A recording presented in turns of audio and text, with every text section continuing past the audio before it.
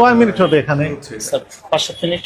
সর্বোচ্চ 10 মিনিট, তাই না? জি স্যার। আমরা কত প্যাকেট মেয়াদোত্তীর্ণ ওষুধ বের করলাম এটা আমরা একটু দেখেন আপনার সম্মুখে দেখি। 1 2 3 4 5 6 7 8 9 10 11 12 13 14 15 16 17 18 19 20 21 22 23 24 25 26 27 28 29 30 31 32 33 34 35 36 37 38 39 40 41 42 43 44 45 46 47 48 49 50 51 52 53 প্যাকেট আর একটা 54 প্যাকেট ওষুধ পাওয়া গেল 10 মিনিটের মধ্যে। একই সাথে খাবারের আইটেম দেখেন 1 2 3 4 5 6 7 8 9 10 11 12 13 14 15 16 প্যাকেট বা বক্স খাবার মেয়াদ উত্তীর্ণ হয়েছে।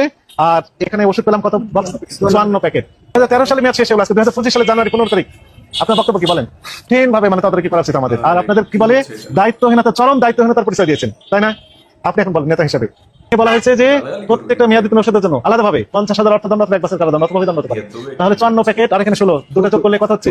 70 প্যাকেট। 70 গুণ 50,000 যদি আমরা ধরি 35 লাখ টাকা জরিমানা হতে পারে, অথবা 70 বছরের কারাদণ্ড হতে পারে। মানুষ তো 70 বছর বাঁচে কিনা আল্লাহ জানে। তার মানে ওনার যদি জেল হয়, কারাদণ্ড হয়, তাহলে ওই কারাগারেই মৃত্যুবরণ করতে হবে।